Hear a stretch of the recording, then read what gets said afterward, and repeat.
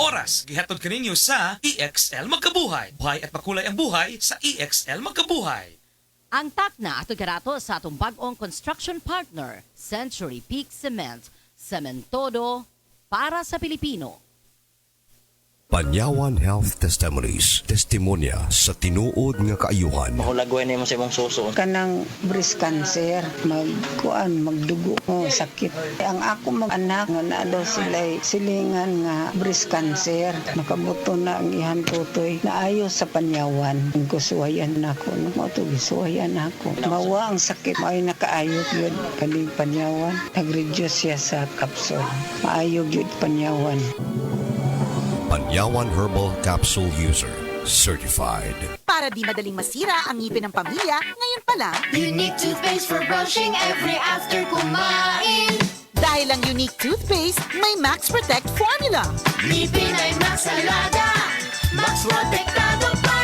Helps stop cavities even before they start, while keeping breath fresh with regular use. Unique toothpaste for brushing, para siguraduhin ngipin ay Max Alaga, Max Protektado pa. Unique! Max Alaga, Max Protectado with unique toothpaste maximum fluoride protection. Manufactured by ACS Manufacturing. ISO certified world-class quality. ACS. Mga igala, kini si Goliath. Aduna ko'y bag-o na discovery nga produkto sa SED Marketing. Kini mao ang SED Panyawan Coffee. Lahi kini nga klase sa kape. Siguradong ganahan ka kay gawas nga labian, isog, suabi ug espiso ang timpla niini. Dili kay kanara ang SED Panyawan Coffee. Usa ka timpla lang nimo kung tinto ka na. O kini makapalagsik sa atong kalawasan. Ang mga sagol, natural ug epektibo. Busa mag SED Panyawan Coffee na kita. SED Panyawan Coffee, produkto sa SED Marketing Incorporated. Ako si Joanne Lane, 59 years old from Cebu, usa ka sales agent. Kung laagang hisgutan, travel buddy na ko ang MX3 capsule. Mao nga katong nahotdan ko og supply sa Australia, nataranta gyud ko. Di ko OA, pero kuwang gyud akong adlaw kumuhay MX3 capsule. Inubanan sa tama nga pagkaon ug exercise. Maayo na lang kay naiming hatag nako nga kababayan nga MX3 user pod. International awarded talaga ang MX3. Praise the Lord! MX3, diri ko believe. Mahalagang paalala, ang MX3 capsule ay hindi gamot at hindi dapat gamiting panggamot sa anumang uri ng sakit. 30 katuig nga nag-anto sa sakit nga hubak, di lalim nga sakripisyo.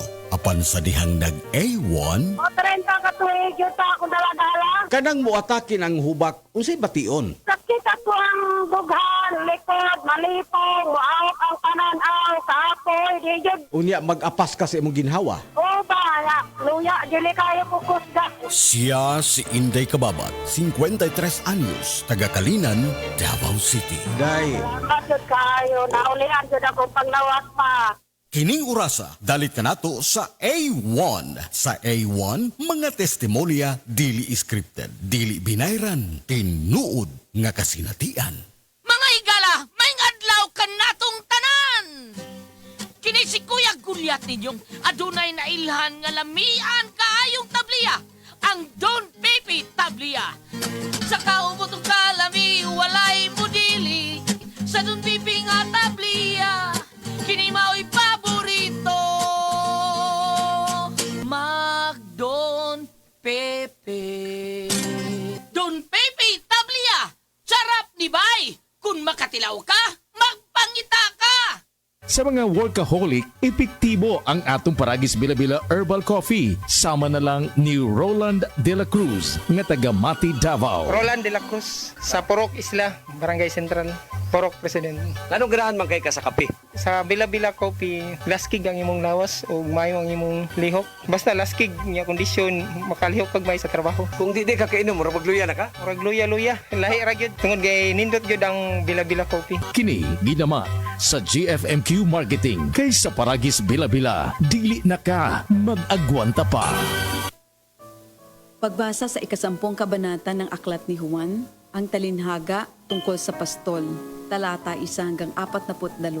Pakatandaan ninyo, ang pumapasok sa kulungan ng mga tupa nang hindi sa pinto nagdaraan kundi umaakyat sa di dapat pagdaanan ay magnanakaw at tulisan. Ang tunay na pastol ay sa pintuan nagdaraan. Pinapapasok siya ng gwardya at pinapakinggan ng mga tupa ang kanyang tinig. Tinatawag niya ang kanyang mga tupa sa kani-kanilang pangalan at inilalabas sa kulungan. Kapag nailabas na, siya'y nangunguna sa kanila at sumusunod naman ang mga ito sapagkat kilala nila ang kanyang tinig. Hindi siya sumusunod sa iba kundi patakbong lumalayo sapagkat hindi nila kilala ang tinig ng iba. Sinabi ni Jesus, ang talinhagang ito, ngunit hindi nila nauunawaan ang ibig niyang sabihin.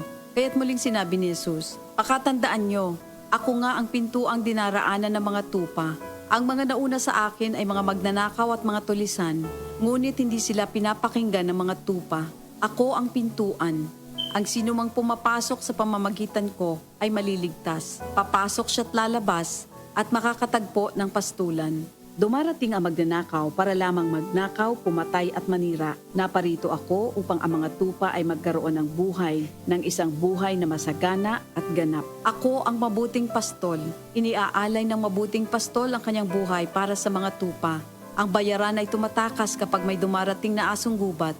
Iniiwan niya mga tupa, palibas ay hindi siya pastol at hindi kanya ang mga ito. Kaya't sinusunggaban ng asong gubat ang mga ito at binubulabog. Tumatakas siya, palibas ay bayaran lamang at walang malasakit sa mga tupa. Ako nga ang mabuting pastol, kung paanong kilala ko ng Ama at siya kilala ko, gayon din naman, kilala ko ang aking mga tupa at ako'y kilala nila. At iniaalay ko ang aking buhay para sa aking mga tupa. Mayroon akong iba pang mga tupa na wala pa sa kulungang ito. Kinakailangan sila'y ipasok ko rin at papakinggan naman nila ang aking tinig. Sa gayon magiging isa na lamang ang kawan at isa ang pastol. Dahil dito'y minamahal ako ng Ama sapagkat iniaalay ko ang aking buhay upang ito'y kunin kong muli.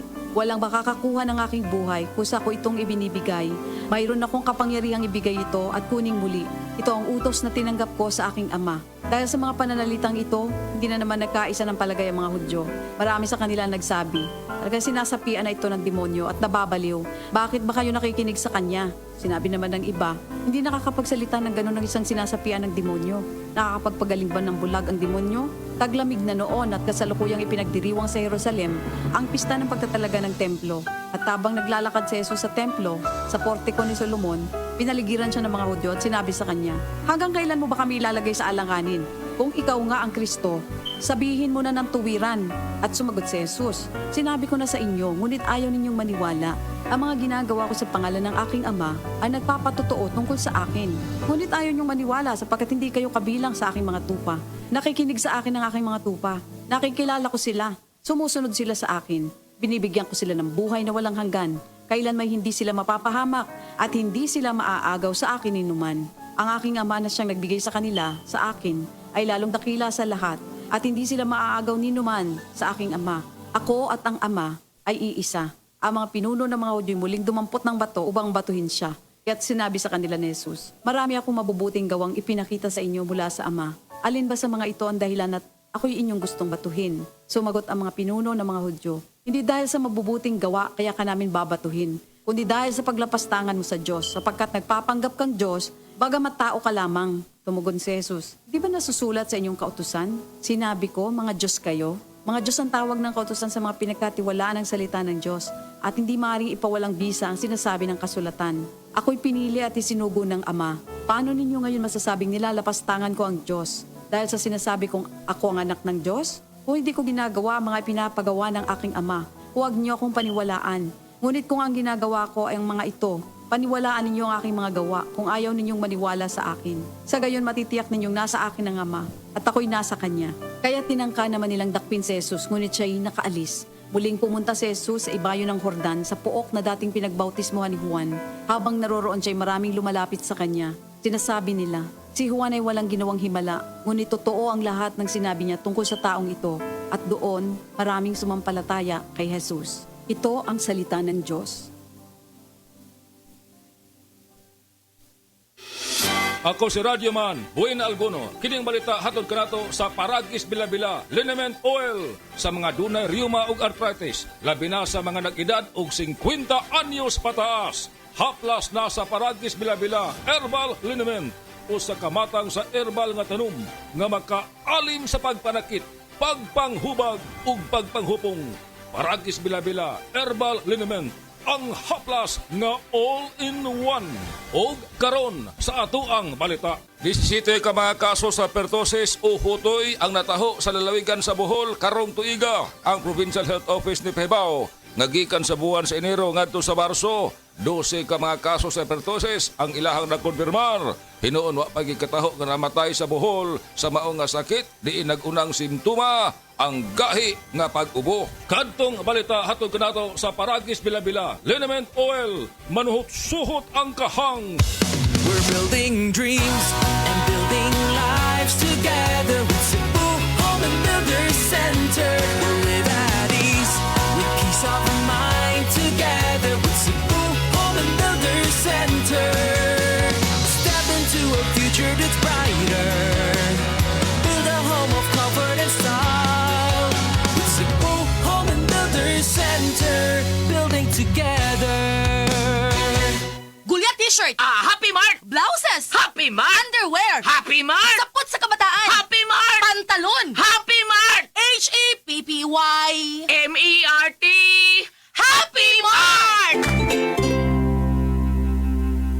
Prostate cancer, ang delikado ug mamatay ni nga sakit nga cancer sa mga lalaki. Mag Life Extension Vitamin D3 na mo. Rekomendado sa mga medical doctors. Aprobado sa FDA Philippines ug FDA USA. Suklan nato ang prostate cancer. Mapalit sa mga butika.